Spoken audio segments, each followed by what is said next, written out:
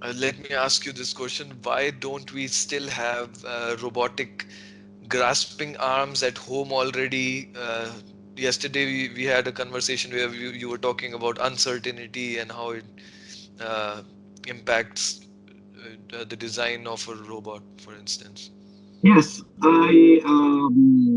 I believe I already answered this question in some parts.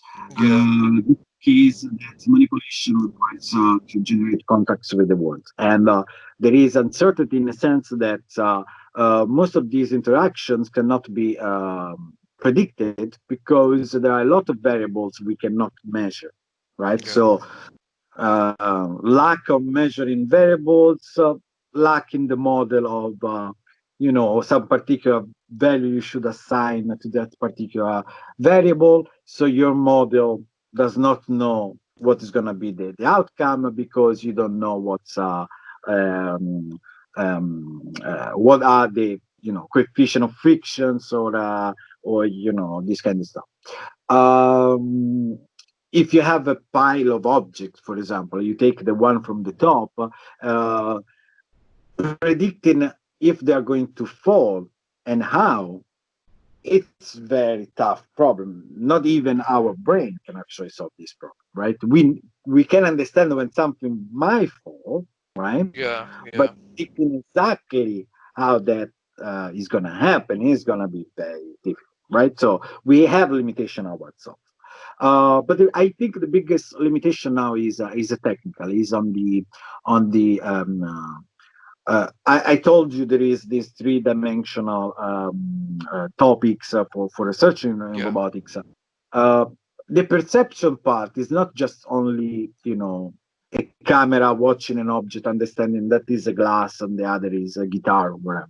Hmm. Um, it's also sensing, be able to touch something and have the right sensitivity to manipulate an object. Okay, like for example, if you have a pile of plates and you want to, you wanted to lift the first plate, you need to have also sensing to understand where the object is, the gap between the two dishes. You need to have a um, soft ends that enable you to apply the right frictions to lift Hmm. the first plate enough to place your fingers below. So there is a lot of movements which are extremely complicated to model on the physical part because it involves forces, sliding, frictions, this kind of stuff. And so now we don't have actually the tool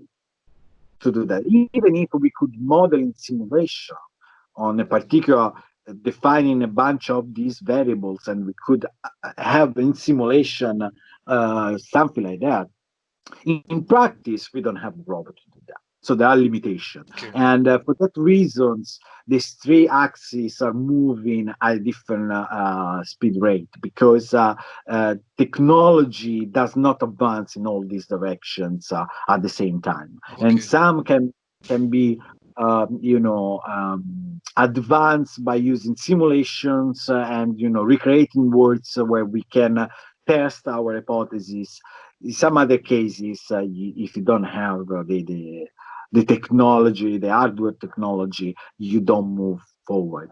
Okay, so indeed, if you go to to a robotic conference, typically there are several tracks, and tracks can be on computer vision, on sensing, on developing hardware for computer vision, sensing, and Hmm. processing, or you know parallel processing for make a robot or intelligence machine